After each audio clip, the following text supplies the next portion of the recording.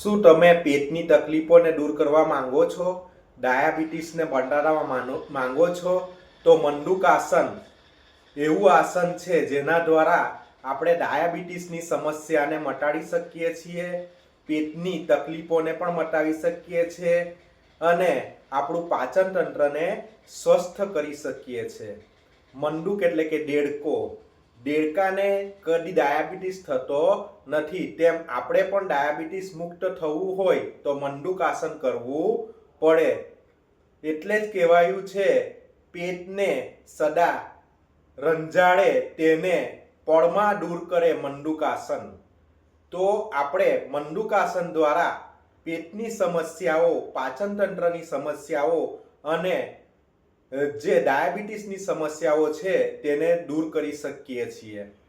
તો તેને માટે સૌપ્રથમ આપણે વજ્રાસનમાં બેસવાનું છે અને વજ્રાસનમાં બેસીને ત્યાર પછી આપણે અહીંયા જે અંગૂઠો અંદર તરફ અને મુઠ્ઠી વાળવાની છે. બંને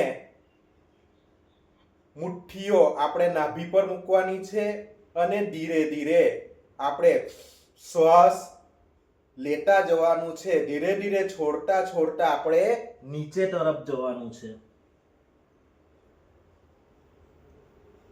1 2 3 4 5 6 7 8 9 10 11 12 13 14 15 16 17 18 19 20. રિલેક્સ. મંડૂકાસનની એક સ્થિતિ કરી. હવે બીજી સ્થિતિમાં શું કરવાનું છે? એક પેટ પર એક હથેળી નાભી પર, બીજી હથેળી પર નાભી પર મૂકવાની છે અને ત્યાર પછી આપણે પેટની માલિશ કરવાની છે.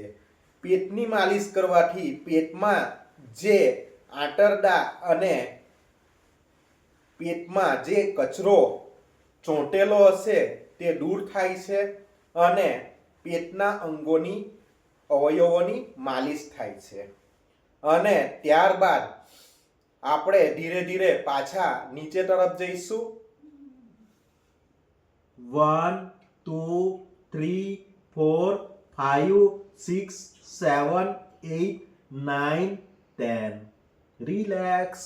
રિલેક્સ થઈ જશું. પાછા મૂળ સ્થિતિમાં આવી જશું.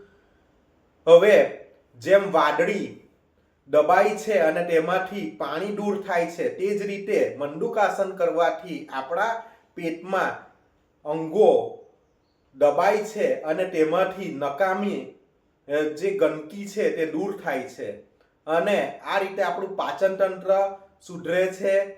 જે રીતે પેન્ક્રિયાસમાં ઇન્સ્યુલિનનો સ્રાવ થાય છે અને ડાયાબિટીસની સમસ્યા પણ દૂર થાય છે. આમ મંડૂકાસન કરવાથી આપણું પાચન તંત્ર સુધરે છે, ડાયાબિટીસની સમસ્યા મટે છે, પેટની સમસ્યા મટે છે અને આ રીતે દરેક જણ મંડૂકાસન કરી શકો છો. અને વજ્રાસનમાં પણ જમ્યા પછી 10 થી 15 મિનિટ બેસી શકો છો તો પણ આપણું ખોરાક પચી જાય છે અને એસિડિટીની સમસ્યા રહેતી નથી. તો મારો વિડીયો ગમે તો લાઈક કરો, કોમેન્ટ કરો અને સબસ્ક્રાઇબ કરો. Thank you.